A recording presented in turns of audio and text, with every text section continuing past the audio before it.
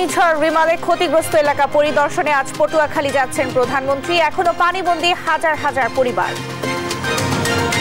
তৃতীয় ধাপের উপজেলা নির্বাচনে আওয়ামী লীগ প্রার্থীদের জয় জয়কার। এবার ভোট পড়েছে 35%, জানালেন সিএসসি। শিক্ষার্থীদের স্বার্থের বাইরে যাওয়ায় বিশ্ববিদ্যালয়ে দুর্নীতি, বললেন শিক্ষামন্ত্রী। রাজনৈতিক নিয়োগও দায়ী বলছেন শিক্ষাবিদরা। নিত্যপণ্যের বাজারে অস্থিরতা কাটেনি, দফায় দফায় বাড়ছে দাম। ঝাঁজ কমেনি কাঁচামরিচে, ঘূর্ণিঝড়ের প্রভাব পড়ার আশঙ্কা। এবং পাট পণ্য রপ্তানি করে $25 বিলিয়ন রপ্তানি আয় সম্ভব, বলছেন বিশেষজ্ঞরা। বাজেটে প্রয়োজনীয় পৃষ্ঠপোষকতার পরামর্শ।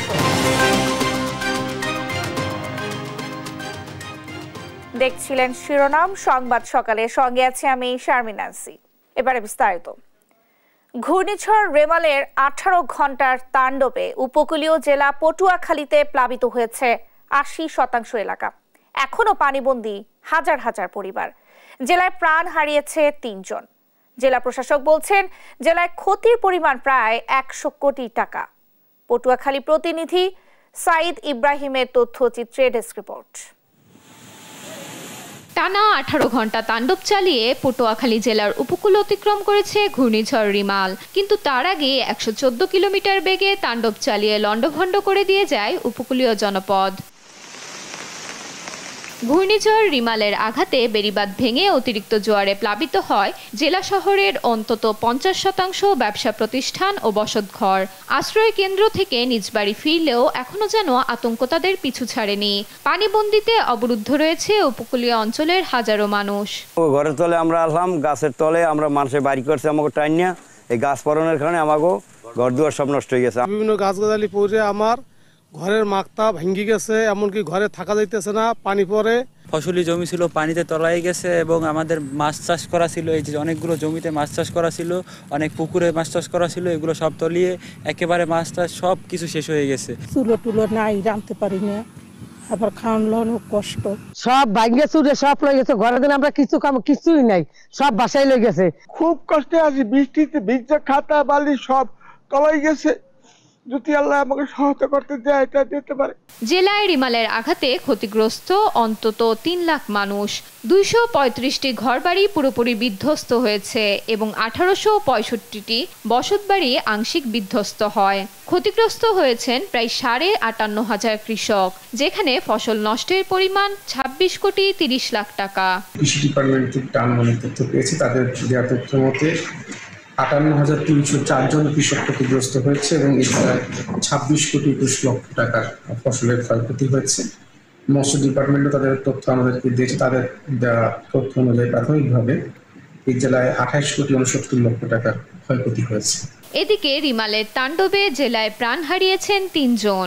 দ্রুত ক্ষতিগ্রস্তদের তালিকা করে সরকারি প্রণোদনার দাবি স্থানীয়দের। নিউজ ডেস্ক, দেশ টিভি। ঘূর্ণিঝড় রেমালে ক্ষতিগ্রস্ত এলাকা পরিদর্শনে আজ পটুয়াখালী যাবেন প্রধানমন্ত্রী শেখ হাসিনা। সকাল 11টায় হেলিকপ্টার যোগে ঢাকা থেকে পটুয়াখালীর উদ্দেশ্যে রওনা হবেন সরকার প্রধান। প্রধানমন্ত্রী হেলিকপ্টার যোগে প্রথমে ঘূর্ণিঝড়ে ক্ষতিগ্রস্ত মঠবাড়িয়া ও পাথরঘাটার বিভিন্ন এলাকা পরিদর্শন শেষে কলাপাড়ায় যাবেন। এরপর দুপুর 12:30 থেকে সরকারি মোজাহার উদ্দিন বিশ্বাস ডিগ্রি কলেজে ত্রাণ বিতরণ করবেন। এছাড়া আরো একাধিক কর্মসূচিতে যোগ দিয়ে বিকেল 3টায় ঢাকার উদ্দেশ্যে রওনা হবেন প্রধানমন্ত্রী। এ উপলক্ষে কলাপাড়ায় নেওয়া হয়েছে সর্বোচ্চ নিরাপত্তা ব্যবস্থা। খেপুপাড়া সরকারি মোজাহার উদ্দিন বিশ্বাস কলেজ মাঠে প্রস্তুত করা হয়েছে মঞ্চ।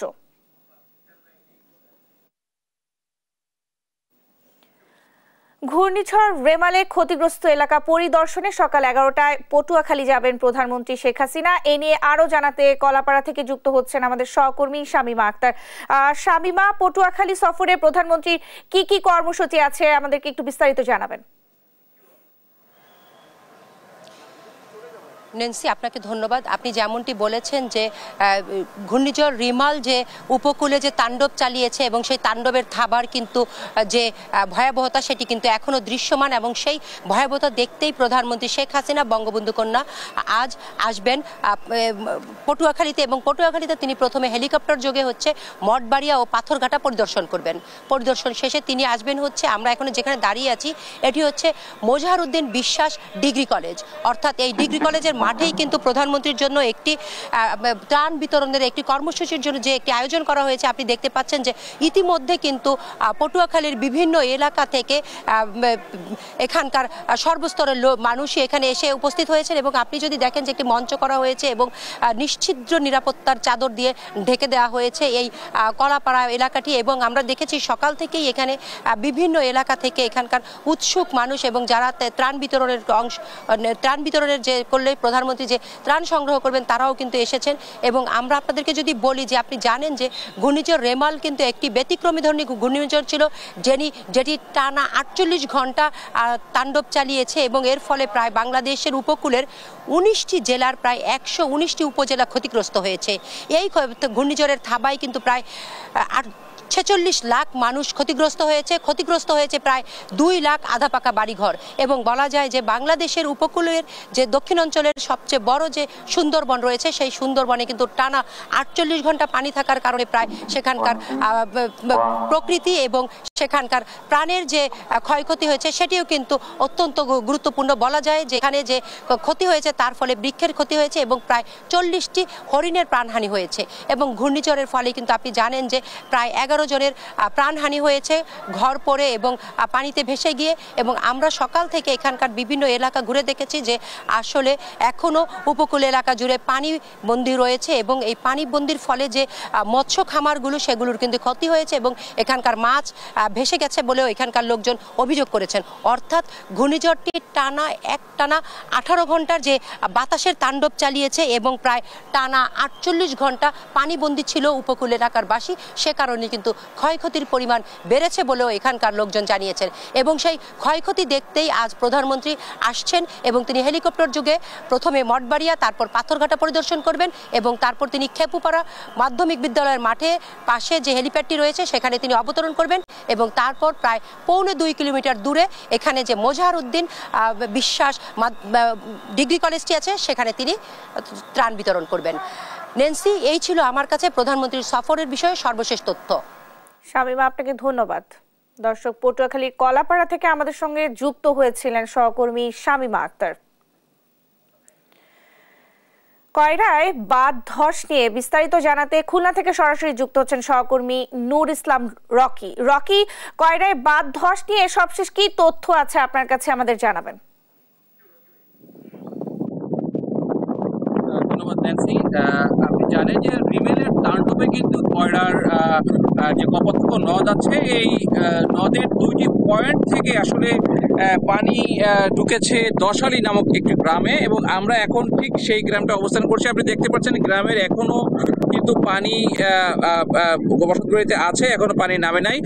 সকাল থেকে এসে আমরা যেটা এখান থেকে দেখতে পেয়েছি যে যেহেতু এখন ভাটার সময় এই জন্য গ্রামের লোকজন এবং জনপ্রতিনিধির লোকজন তারা স্বেচ্ছায় কিন্তু এই ভাটার সময় তারা এই যেইখানটা থেকে নদী সেচ করে পানি গ্রামে প্রবেশ করছে সেখানে আটকানোর চেষ্টা করছে আর কি, এবং এরা স্বেচ্ছাশ্রমে কাজ করছে। আমরা সেখানে যাওয়ার চেষ্টা করছি।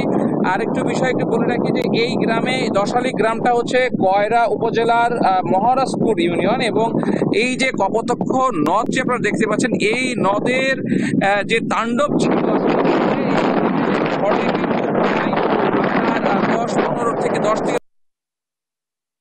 পড়ে এরা কিন্তু বেড়িবাঁধ গ্রামে প্রবেশ করেছে পানি। গ্রামবাসী বেশ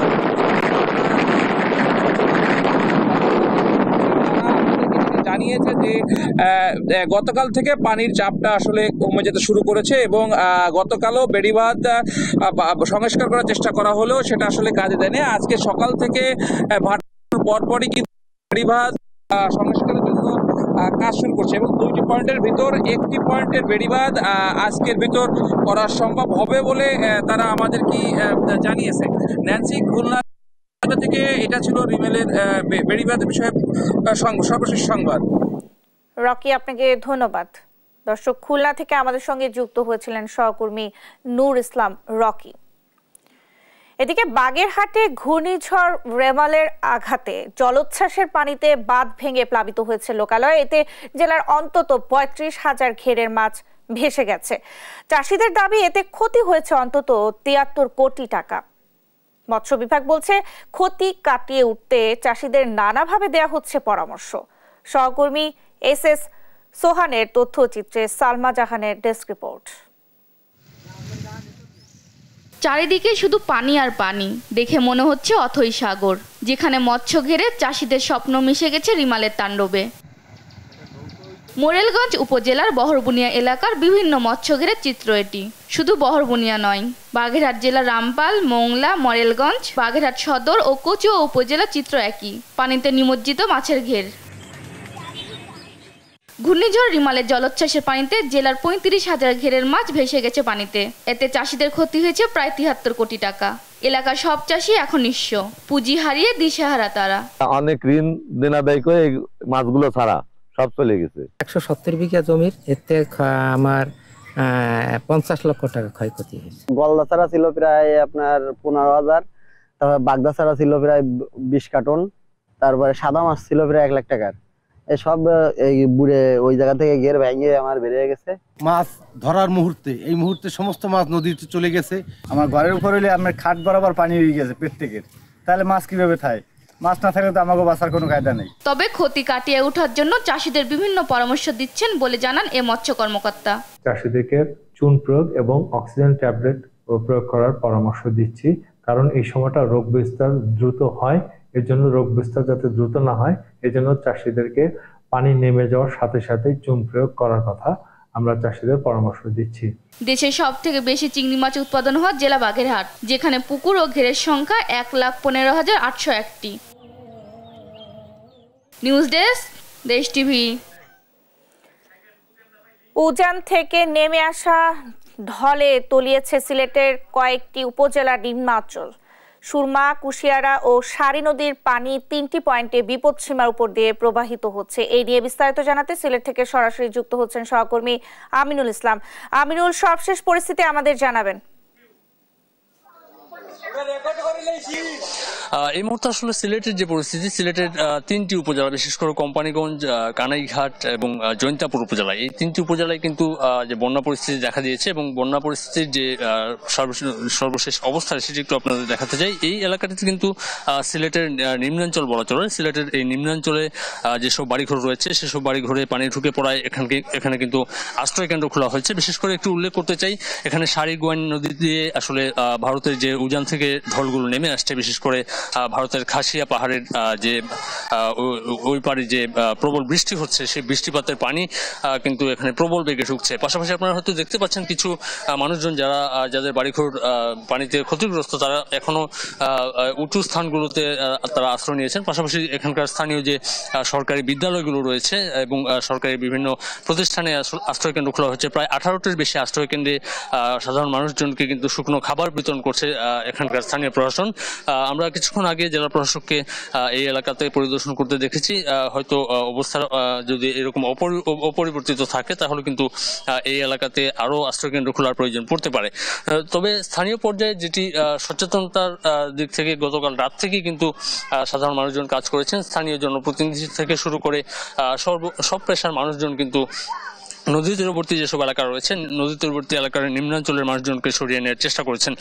তবে এখনো পর্যন্ত বৃষ্টিপাত থেকে অব্যাহত থাকার কারণে কিছুটা ভয় রয়েছে। যদি বৃষ্টিপাত বন্ধ হয়ে যায় তাহলে কিছুটা পানি কমতে পারে বলে ধারণা করছেন এখানকার মানুষ। যদিও আসলে এখনো পর্যন্ত আবহাওয়ার যে বৈরী অবস্থা সেটি থেকে আমরা দেখতে পাচ্ছি যে ভারী বৃষ্টি হচ্ছে। ভারী বৃষ্টি হওয়ার কারণে কিন্তু এখানকার নদীগুলো, বিশেষ করে যে সীমান্ত ঘেঁষা নদীগুলো দিয়ে কিন্তু প্রবল বেগে পানি ভারত থেকে বাংলাদেশে প্রবেশ করছে।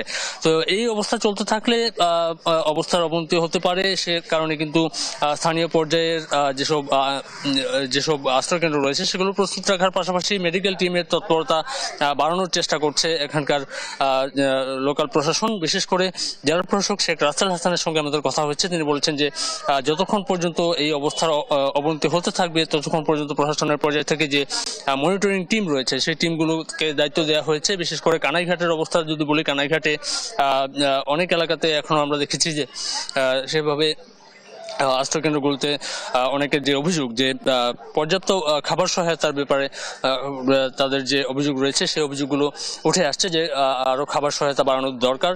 পাশাপাশি আমরা হয়তো জানি যে যে এলাকাগুলোতে বন্যা পরিস্থিতি দেখা যায় সেই এলাকাগুলোতে কিন্তু খাবার স্যালাইনের পাশাপাশি পানি বিশুদ্ধকরণ ট্যাবলেটের প্রয়োজন পড়ে। বিশেষ করে এই সময় সংক্রমণ ছড়িয়ে পড়ার একটি সম্ভাবনা থাকে।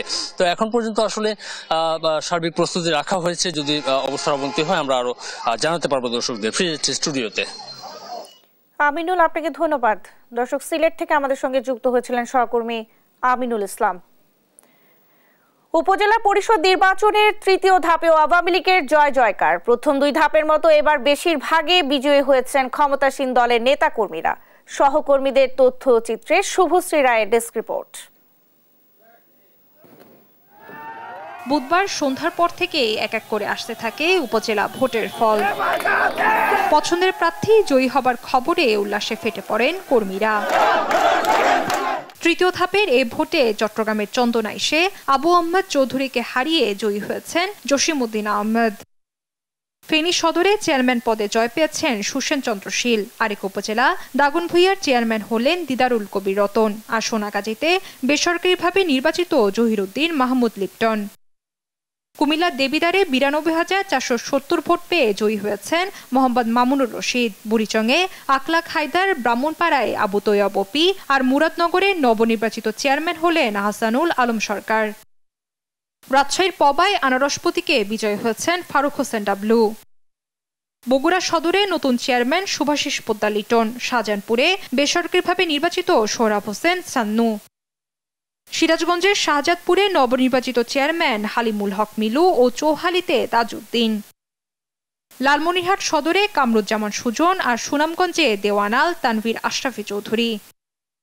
শরীয়তপুরের গোসাইরহাটে মোহাম্মদ মোশাররফ হোসেন সর্দার, ডামুডায় আব্দুর রশিদ গোলন্দাজ জয় পেয়েছেন। পার্বত্য অঞ্চল রাঙামাটির লংগদু উপজেলায় বাবুল দাস বাবু আর নানিয়াচরে অমরজীবন চাকমা জয় পেয়েছেন। এর আগে তৃতীয় ধাপে ৮৭ উপজেলায় বুধবার সকাল ৮টা থেকে টানা বিকাল ৪টা পর্যন্ত চলে ভোট গ্রহণ। এবার মোট ১,১৫২ প্রার্থী আছেন ভোটের লড়াইয়ে। শুভশ্রী রায়, নিউজ ডেস্ক, দেশ টিভি। তৃতীয় ধাপের নির্বাচনে কম বেশি ৩৫% ভোট পড়েছে বলে জানিয়েছেন সিএসসি কাজী হাবিবুল আওয়াল। বলেন, দু একটি অপ্রীতিকর ঘটনা ছাড়া নির্বাচন মোটামুটিভাবে নিরপেক্ষ ও অবাধ হয়েছে। ঘূর্ণিঝড় রেমালের প্রভাবে স্থগিত ২০ উপজেলায় ভোট হবে আগামী ৯ জুন। বিস্তারিত জান্নাতুল মোহনার প্রতিবেদনে। ষষ্ঠ উপজেলা পরিষদ নির্বাচনের তৃতীয় ধাপে ৮৭ উপজেলায় নতুন জনপ্রতিনিধি বেছে নিতে ভোট গ্রহণ সম্পন্ন হয়েছে। ঘূর্ণিঝড় রিমালের প্রভাবে স্থগিত ২০টি উপজেলায় ভোট হবে ৯ জুন। নির্বাচনের সার্বিক পরিবেশ নিয়ে বুধবার বিকেলে ব্রিফ করেন প্রধান নির্বাচন কমিশনার কাজী হাবিবুল আওয়াল। অবাধ, নিরপেক্ষ ও সুশৃঙ্খলভাবে নির্বাচন মোটামুটি হয়েছে। ২-৪টি অনভিপ্রেত ঘটনা ছাড়া সাধারণভাবে নির্বাচন যথেষ্ট শান্তিপূর্ণভাবে হয়েছে। ষষ্ঠ উপজেলা নির্বাচনের প্রথম থেকে ভোটার উপস্থিতি ছিল কম। তৃতীয় ধাপেও সেই বেড়াজাল থেমে বের হওয়া সম্ভব হয়নি। সিএসসি জানালেন, এবার ভোটার উপস্থিতি ছিল ৩৫% মতো। পর্যালোচনায় এটা 35± হতে পারে, কারণ নিশ্চিত করে বলতে আরো হয়তো ২০-২৫ ঘন্টা সময় লেগে যেতে পারে। ভোটার উপস্থিতি কেন কম এমন প্রশ্নের জবাবে সিএসসি বলেন, এটা বিশ্লেষণ করা রাজনীতিবিদদের কাজ। কমিশন কেবল পদ্ধতি নিয়ে কাজ করে। বিশ্লেষণ রাজনীতিবিদরা করবেন। জান্নাতুল মোহনা, দেশ টিভি, ঢাকা।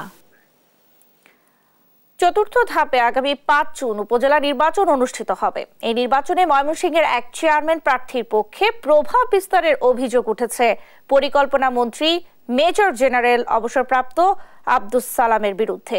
এ নিয়ে পক্ষে বিপক্ষে সংবাদ সম্মেলনে অভিযোগ পাল্টা অভিযোগে উত্তপ্ত নির্বাচনের মাঠ। ইলিয়াস আহমেদের পাঠানো তথ্যচিত্রে ফারজানা ইসলামের ডেস্ক রিপোর্ট।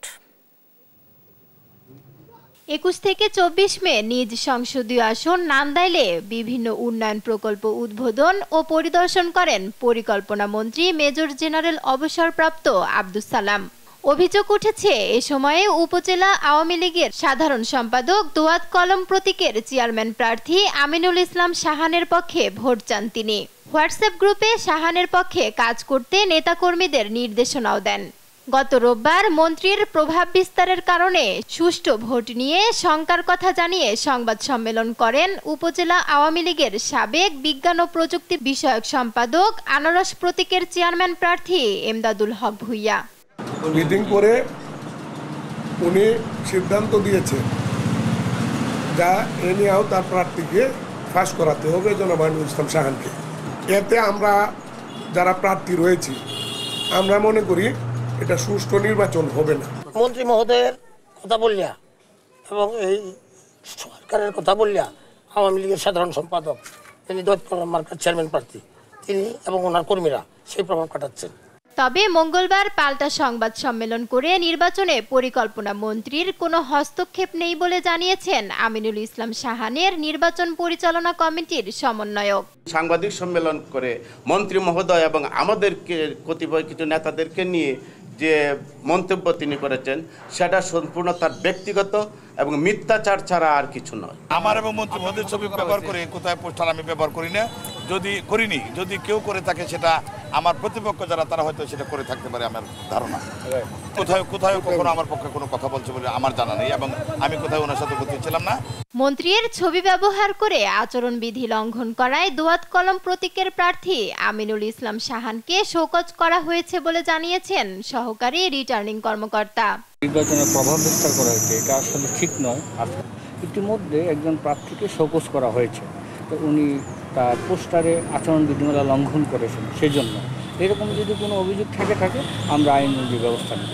এ বিষয়ে পরিকল্পনা মন্ত্রীর সঙ্গে মুঠোফোনে বারবার যোগাযোগের চেষ্টা করেও তাকে পাওয়া যায়নি। নিউজ ডেস্ক, দেশ টিভি। শিক্ষা প্রতিষ্ঠান সহ মন্ত্রণালয়ের কোনো ধরনের দুর্নীতির বিষয়ে জিরো টলারেন্স নীতি।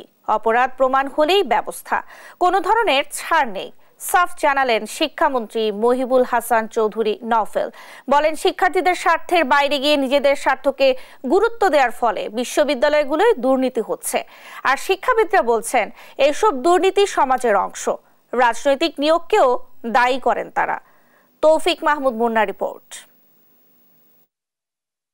কারিগরি শিক্ষা বোর্ডের সনদ জালিয়াতির অভিযোগে এপ্রিলের শুরুর দিকে সিস্টেম অ্যানালিস্ট প্রকৌশলী AKM শামসুজ্জামানকে গ্রেপ্তার করা হয়।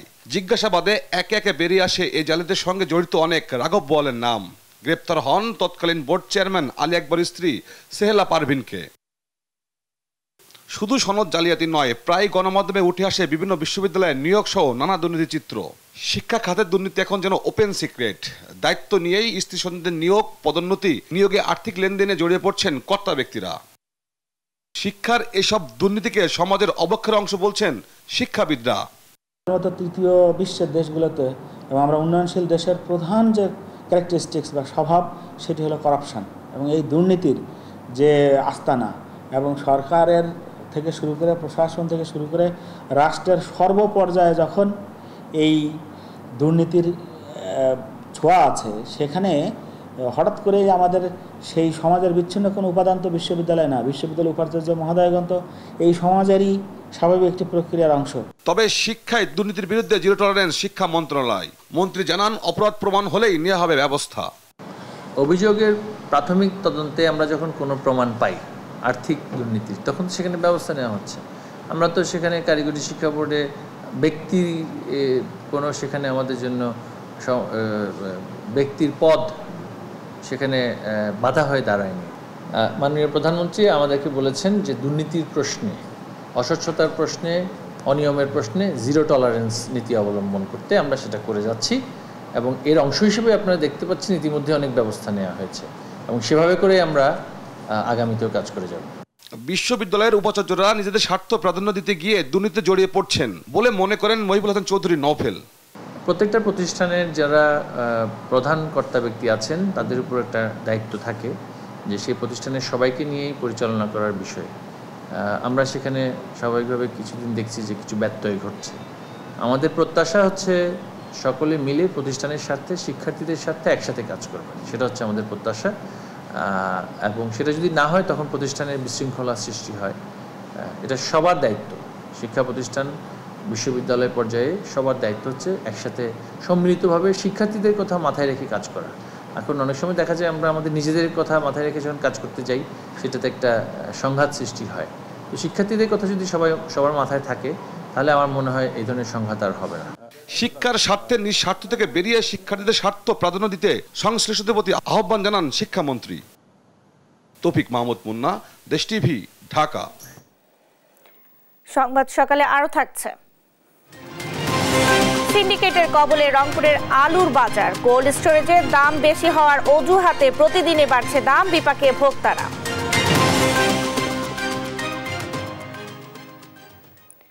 আবারও নিত্যপণ্যের দাম ঊর্ধ্বমুখী, একদিনের ব্যবধানে কাঁচা মরিচের দাম ডাবল সেঞ্চুরির ঘরে ঠেকেছে। 50 টাকার উপরে সবজির দাম। ঘূর্ণিঝড়ের প্রভাব কাঁচা বাজারে পুরোপুরি না পড়লেও 2-1 দিন পর এর প্রভাব হবে বলে আশঙ্কা করছেন বিক্রেতারা। নিয়াজ মোর্শেদকে সঙ্গে নিয়ে নাফিয়া ফারজানা রিপোর্ট।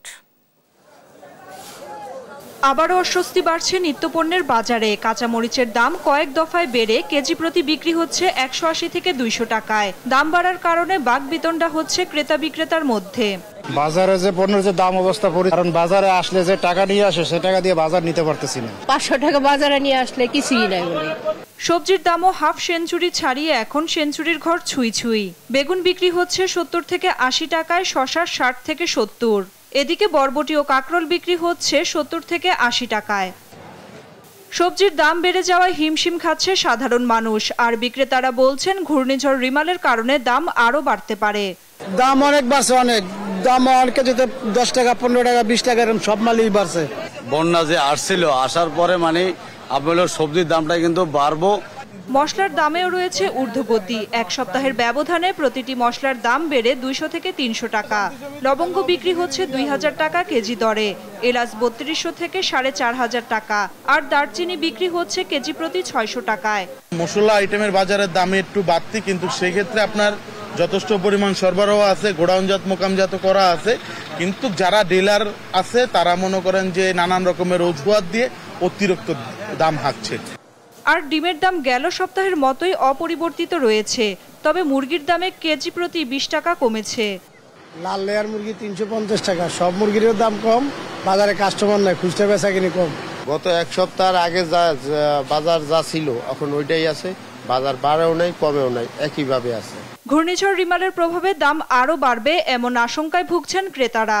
সব দ্রব্যমূল্যের দামই বেশি, এই যে কি বললাম না কিছু, একদিন পরে একদিন খালি দাম বাড়তেই থাকে। এদিকে রাজধানীর ফার্ম গেটে আগোড়া সুপার শপে অভিযান চালিয়েছে ভোক্তা অধিকার সংরক্ষণ অধিদপ্তর। নাফিয়া ফারজানা, দেশ টিভি, ঢাকা।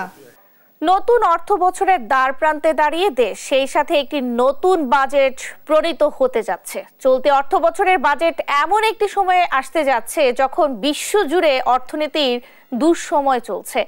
এই সময়ে দেশে উৎপাদিত সোনালী আঁশের পাটজাত পণ্য রপ্তানি করে আয় করা সম্ভব $25 বিলিয়ন। আর দেশের কৃষকরাও পেতে পারে পাট উৎপাদন করে বেশি লাভ। বিস্তারিত ইফতেখারের যে রিপোর্টে। প্রতি অর্থ বছরের বাজেটে শিল্প, অবকাঠামো, যোগাযোগ সহ বিভিন্ন খাতে অতি গুরুত্ব দেওয়া হলেও বরাবর উপেক্ষিত থেকেছে সোনালী আঁশ খ্যাত পাট। অথচ বিশ্ববাজারে রয়েছে এই কৃষি পণ্যের ব্যাপক চাহিদা। পাট পণ্য রপ্তানি করে আয় করা সম্ভব $25 বিলিয়ন। খাত সংশ্লিষ্টরা বলছেন পাট নীতি ঢেলে সাজালে কমবে কাঁচামাল রপ্তানি, বাড়বে দেশীয় উৎপাদন। পৃষ্ঠপোষকতা পেলে পাট পণ্যে বৈচিত্র্য যেমন আসবে তেমনি ব্যবহারও বাড়বে বলে মনে করেন ব্যবসায়ীরা। ভারতে এই ক্ষেত্রে আপনার 22% ক্যাশ ইনসেন্টিভ দেওয়া হচ্ছে সরাসরি যারা পাট উৎপাদন করে ভ্যালু এডিশন করতেছে। রপ্তানিকারকদের ক্ষেত্রে কোনো ধরনের শ্রেণী বিন্যাস নেই, সবাই একই ধরনের সুযোগ সুবিধা পাচ্ছে। এমন একটা মানে ফ্ল্যাট রেট আমাদের করে দেওয়া উচিত। নীতি পরিবর্তনের সাথে বিজেএমসির মিলগুলো ঢেলে সাজানোরও পরামর্শ আসছে। আমাদের আবারও এই বিজেএমসির যে বন্ধকৃত যে মিলগুলো আছে এই মিলগুলোকে চালু করতে হবে। চালু করার ক্ষেত্রে বিএমআরআই করতে হবে, যে এই মেশিনারিজগুলো আছে পুরনো মেশিনারিজ এগুলোকে একটু ঢেলে সাজিয়ে উন্নত মেশিনারি সেট করে ফাইন ফেব্রিক কিভাবে তৈরি করা যায় সেই জন্য আধুনিকীকরণ করতে হবে। পণ্যের বিকাশে আগামী বাজেটে তৈরি পোশাক খাতের মতো পাটেও বিশেষ পৃষ্ঠপোষকতা প্রয়োজন বলে মনে করেন অর্থনীতিবিদরা। আরএমজি ওনারা তারা যেভাবে সহজেই ঋণ পাচ্ছেন, তারা বিভিন্ন রকমের আর্থিক সুযোগ সুবিধা পাচ্ছেন, ওইগুলোকেই যদি আমরা এই যে পাট বৈচিত্র্যমুখী যে পণ্য তাদের জন্য দিতে পারি, আগামী অর্থ বছরে যদি এরকম একটা ব্যবস্থা থাকে যে যারা পাট বহুমুখী পণ্য রপ্তানি করছেন, তো তাদের জন্য আমরা এই ঠিক গার্মেন্টসের মতো করে আর্থিক সুবিধা আমরা তাদেরকে দিব। তাদের জন্য লোনের অ্যাক্সেসটা ভালো থাকবে, তারা এলসি করতে পারবেন সহজে। তো এইগুলো করতে পারলে আমি মনে করি যে খুব সহজেই এই খাতটাকে বা বিশেষ করে পাট এবং চামড়া এই জিনিসগুলোকে আমরা একটু নতুন করে আবার নিয়ে আসতে পারি। আর পাট পণ্য বিশ্ববাজারে পৌঁছে দিতে বিদেশে বাংলাদেশের দূতাবাসগুলো বড় ভূমিকা রাখতে পারে বলেও মনে করেন তারা। ওয়ার্ল্ড ট্রেড সেন্টারের মতো করে আর কি একটা ট্রেড সেন্টার, ডিসপ্লে সেন্টার, এবং যেখানে সারা পৃথিবীর যারা ব্যবসা করেন তারা আসবেন, এসে দেখবেন আমাদের পাট পণ্য, বিশেষ করে বৈচিত্র্যমুখী পণ্য, এই ধরনের কথাবার্তা হচ্ছিল বেশ কয়েক বছর ধরে, কিন্তু খুব দুঃখজনকভাবে আমাদের এই কাজটা হলো না। তো এখন একটা যদি বরাদ্দ রাখা যায় যে এই ধরনের একটা ইন্টারন্যাশনাল ডিসপ্লে সেন্টার থাকবে, যেখানে এসে বাংলাদেশের পাট পণ্যগুলো বিদেশিরা দেখবেন, ব্যবসায়ীরা তারা দেখে তখন অর্ডার করবেন। পাট পণ্যের বাজার আগামীতেও শুধু বাড়বেই এ প্রত্যাশার কথাও জানান খাত সংশ্লিষ্টরা। ইফতেখার রেজা, দেশ টিভি, ঢাকা। সংবাদ সকালে আরো থাকছে। ভারী বৃষ্টি ও ভূমিধসে ভারতের 4 রাজ্যে অন্তত 36 জনের মৃত্যু, নিখোঁজ 7, চলছে উদ্ধার অভিযান।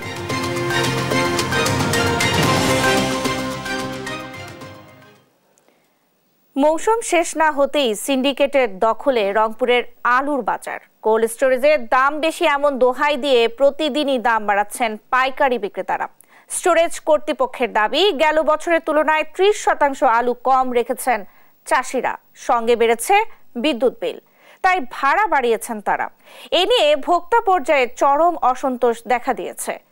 মাহমুদ রকির তোলা ছবিতে রফিকুল ইসলামের রিপোর্ট। আবহাওয়া অনুকূলে থাকায় এবার রেকর্ড পরিমাণ আলু উৎপাদন হয়েছে রংপুরে। এ অঞ্চলের 5 জেলায় 1,06,02 হেক্টর জমিতে 16,11,354 মেট্রিক টন আলু উৎপাদন হয়েছে। বর্তমানে রংপুরের 40টি হিমাগারে 3,25,000 মেট্রিক টন আলু মজুদ রয়েছে। চাষিরা বলছেন, দেশের অন্যান্য জেলায় হিমাগারগুলোয় আলুর বস্তা প্রতি ভাড়া 180 থেকে 200 টাকা পর্যন্ত নেওয়া হলেও রংপুর অঞ্চলে নেওয়া হচ্ছে 380 থেকে 385 টাকা। স্টোর মালিকরা আমাদের ভাড়া যেন কমিয়ে দেয়, আমরা কৃষকরা ভাড়া কমাইলে আমরা আগামী বছর আলু করতে উৎসাহিত হব। কোলেস্টোর ভাড়া কমানো হোক, অন্য অন্য জেলায় যে পরিমাণে কোলেস্টোর ভাড়া নেওয়া হয় রংপুরেও সেই পরিমাণে কোলেস্টোর ভাড়া নেওয়া হোক। হিমাগারের ভাড়া বৃদ্ধিতে এর প্রভাব পড়েছে পাইকারি ও খুচরা বাজারে। 1 মাস আগে 5 কেজির কার্ডিনাল আলু পাইকারিতে 180 টাকা বিক্রি হলেও সে আলু এখন 230 টাকা। 210 টাকার শিল 310 টাকা, 210 টাকার ঝাউ 300 টাকায় বিক্রি হচ্ছে। কৃষক এবং পাইকারি বিক্রেতারা বলছেন, হিমাগারগুলো এবছর বস্তা প্রতি ভাড়া বাড়িয়েছে 100 টাকার বেশি। আগে যে জমির আলু ছিল, এখন তো জমির আলু নাই, এখন কোলেস্টোর থেকে আনতেছি, এখন কোলেস্টোর ভাড়া বাড়িয়ে দিয়েছে, এখন এই জন্য আলুর দামটা বেশি। সাধারণ ক্রেতারা বলতেছে যে দাম বেশি, আমরাও বলতেছি যে দাম বেশি দিয়ে কিনতেছি, এই জন্য দাম বেশি। ভরা মৌসুমে লাগামহীন আলুর দামে ক্ষুব্ধ সাধারণ মানুষ। এখনো তো আলুর সিজন শেষই হয়নি, এই সময় যদি আলুর দাম এত হয়, সামনে তো আমরা ভয়ানক পরিস্থিতিতে পড়তে চলেছি মনে হচ্ছে। ভাই কাল আসলে 220, আজ হয়ে গেছে 230, 10 টাকা বাড়ি গেছে একদিনের ব্যবধানে। দিন যায় খালি বাড়ে চল, কমে চল না কোনো জিনিসের দাম। তবে হিমাগারে ভাড়া বৃদ্ধির বিষয়কে যৌক্তিক বলছে মালিক সমিতি, আর বেশি দাম নিলে প্রয়োজনীয় ব্যবস্থা নেওয়ার কথা বলছে প্রশাসন। আমাদের হিমাগারে 70 কেজি আলু বস্তা ধারণ ক্ষমতা সম্পন্ন বস্তা সংরক্ষণ করাতে আমাদের সংরক্ষণ ক্যাপাসিটি কমে গেছে, কাজেই ওই জন্য অন্য অন্য জায়গার তুলনায় আমাদের এখানে ভাড়াটা একটু বেশি সেই পরিমাণে। হুট করে হিমাগারে আলুর বস্তা প্রতি যে ভাড়া সেটা যে বৃদ্ধি করেছে, সেটা আমরা গত মে মাসের 5 তারিখে আমরা মন্ত্রণালয়ের দৃষ্টি আকর্ষণ করে চিঠি দিয়েছি। তো আমরা আশা করছি যে একটা সহনশীল অবস্থায় চলে যেতে পারবো ইনশাআল্লাহ। বাজার সিন্ডিকেটের নিয়ন্ত্রণে যাওয়ার আগেই প্রয়োজনীয় ব্যবস্থা নেওয়ার দাবি সচেতন মহলের। রফিকুল ইসলাম, দেশ টিভি, রংপুর।